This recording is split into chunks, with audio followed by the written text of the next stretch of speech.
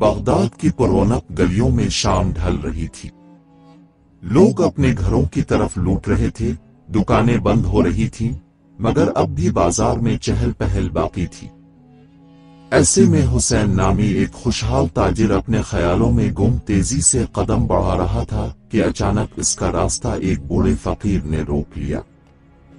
فقیر کی آنکھوں میں ایک عجیب سا نور تھا، چہرے پر گہری مسکراہٹ اور لہجے میں گہری سنجیدگی تھی۔ وہ بغیر کسی تمہید کے بولا، اے حسین، تیرے رزق اور خوشیوں کے دروازے بند کیوں ہیں، جانتے ہو؟ حسین حیرت سے اسے دیکھتے ہوئے رک گیا، اس کا دل شدت سے دھڑکنے لگا، کیونکہ اس نے اس شخص کو زندگی میں پہلے کبھی نہیں دیکھا تھا۔ کیا یہ کوئی عام فقیر تھا یا قسمت کا اشارہ؟ حسین کچھ لمحوں کے لیے خاموشی سے فقیر کو دیکھتا رہا، آخر ہمت جمع کر کے پوچھ ہی لیا، بابا، آپ مجھے کیسے جانتے ہیں؟ اور آپ کو کیسے پتہ کہ میرے رزق اور خوشیوں میں کوئی کمی ہے؟ فقیر نے مسکرا کر حسین کے کندھے پر ہاتھ رکھا اور گہری نگاہ سے اس کی آنکھوں میں دیکھا، بیٹا، دلوں کے حال اللہ جانتا ہے، مگر کبھی کبھی وہ اپنے بندوں کو وسیلہ بنا کر دوسروں کو راستہ دکھاتا ہے۔ تیری زندگی میں رزق تو ہے، مگر برکت نہیں۔ صدقہ دیا کرو، مال بھی بڑھے گا اور دل کو چین بھی ملے گا۔ حسین کے ذہن میں مختلف سوالات گردش کرنے لگے۔ اس نے پہلے کبھی صدقے کی اہمیت پر غور نہیں کیا تھا۔ اس فقیر کی باتوں نے حسین کے دل کو ایسے چھوا کہ اس نے اسی لمحے فیصلہ کر لیا، کل سے ہی صدقہ دینا شروع کر دوں گا، شاید اسی میں میری زندگی بدل جائے۔ یہ فیصلہ کر کے حسین گھر کی جانب چل پڑا، مگر اسے خبر نہ تھی کہ اس کی اس نیکی کا فوری امتحان بھی آنے والا ہے۔ اگلی صبح حسین نے فقیر کی نصیحت یاد رکھتے ہوئے بازار جاتے ہی کچھ رقم غریبوں میں بانٹ دی۔ اسے عجیب سی خوشی محسوس ہوئی، جیسے اس کے دل سے کوئی بڑا بوجھ اتر گیا ہو۔ لیکن ابھی وہ اسی کیفیت میں تھا کہ اس کے ملازم نے گھبراہٹ کے عالم میں آ کر اطلاع دی، آقا، شام سے آنے والا سامان قافلے سمیت راستے میں ڈاکوؤں نے لوٹ لیا ہے، بہت بڑا نقصان ہو گیا ہے۔ یہ خبر سن کر حسین کے قدم زمین پر جم سے گئے۔ اس کے دل میں شکوک پیدا ہونے لگے، میں نے آج ہی صدقہ دیا اور اسی دن یہ نقصان۔ مگر پھر اسے فقیر کے الفاظ یاد آئے اور دل میں عجیب سا اطمینان آترنے لگا۔ وہ سر جھٹک کر دھیمی آواز میں بولا، اللہ جو بھی کرتا ہے بہتر کرتا ہے، شاید یہ آزمائش ہے یا کسی بڑی مشکل سے بچنے کا وسیلہ۔ حسین کی یہ سوچ اسے بے چین ہونے سے روک رہی تھی، مگر اسے اب تک یہ نہیں معلوم تھا کہ حقیقت میں اس کی یہ سوچ کس قدر درست ثابت ہونے والی ہے۔ چند روز گزر گئے، حسین نے اپنے نقصان کا ذکر کسی سے نہیں کیا اور خاموشی سے کاروبار میں دوبارہ لگ گیا۔ ایک صبح اچانک اسے اطلاع ملی کہ بادشاہ کے سپاہیوں نے بازار کے کچھ تاجروں کو گرفتار کر لیا ہے۔ حسین پریشانی میں بازار پہنچا تو اسے معلوم ہوا کہ جس قافلے کا سامان لاٹا تھا، اسی کے ذریعے کچھ غیر قانونی اشیاء اسمگل کی جا رہی تھی۔ سپاہیوں کے سردار نے حسین کو دیکھ کر کہا، تم خوش نصیب ہو حسین، اگر تمہارا سامان اس قافلے کے ساتھ آ جاتا تو تم بھی آج جیل میں ہوتے۔ یہ سن کر حسین کے دل میں عجیب سا سکون آتر آیا اور اس کے سامنے فوراً اس بوڑھے فقیر کا چہرہ آ گیا۔ اب اسے صدقے کی وہ نصیحت اور اس نقصان کی پوشیدہ رحمت سمجھ میں آ گئی تھی۔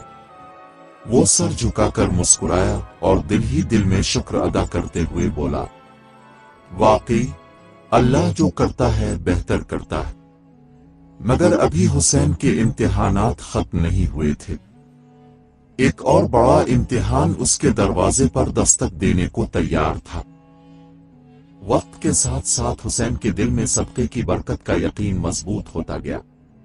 وہ باقاعدگی سے صدقہ دیتا، لوگوں کی مدد کرتا اور اس سے اسے قلبی سکون بھی حاصل ہوتا۔ مگر ایک دن اچانک حسین کا اکلوتا بیٹا شدید بیمار ہو گیا۔ شہر کے بہترین طبیبوں نے بھی جواب دے دیا۔ حسین شدید پریشانی کے عالم میں دعا مانگتے ہوئے گھر سے نکلا اور بے خیالی میں چلتے چلتے اسی جگہ پہنچ گیا جہاں پہلی بار اس فقیر سے ملاقات ہوئی تھی۔ اسے وہاں پھر وہی بوڑھا فقیر دکھائی دیا۔ حسین نے دوڑ کر فقیر کا ہاتھ تھامتے ہوئے التجا کی، بابا، میرا بیٹا زندگی اور موت کی کشمکش میں ہے، کوئی راستہ بتاؤ، میری مدد کرو۔ فقیر نے حسین کے لرزتے ہوئے کندھے پر ہاتھ رکھ کر کہا، حسین، مشکلیں آزمائش ہوتی ہے، آج اللہ کے نام پر ایک بڑا صدقہ دو، بے لوث، بے حساب، اللہ کے فضل سے تمہارا بیٹا صحت یاب ہو جائے گا۔ حسین نے فقیر کے الفاظ سنتے ہی فیصلہ کر لیا کہ وہ اپنی ساری دولت بھی قربان کر دے گا مگر اپنے بیٹے کی زندگی بچائے گا۔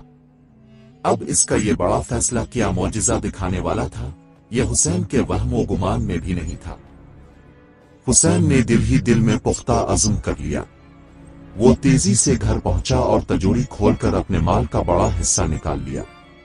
غریبوں، ضرورت مندوں، بیماروں اور محتاجوں کو بلا تخصیص بے حساب بانٹنا شروع کر دیا۔ اس نے یتیم خانوں، بیواؤں اور محتاج گھروں میں دل کھول کر عطیات تقسیم کیے۔ لوگوں نے حیرت اور خوشی سے دعا میں ہاتھ بلند کیے۔ اسی رات حسین اپنے بیمار بیٹے کے سرہانے بیٹھا قرآن پڑھتے پڑھتے اونگ گیا۔ تھوڑی دیر بعد اس کی آنکھ ایک دھیمی سی آواز پر کھلی۔ اس نے حیرانی سے دیکھا کہ اس کا بیٹا بستر پر بیٹھا ہوا تھا اور مسکرا رہا تھا۔ حسین کی آنکھوں سے بے اختیار آنسو جاری ہو گئے۔ وہ فوراً اپنے بیٹے کو گلے لگا کر رونے لگا۔ اگلی صبح طبیب آئے تو وہ حیرت زدہ رہ گئے۔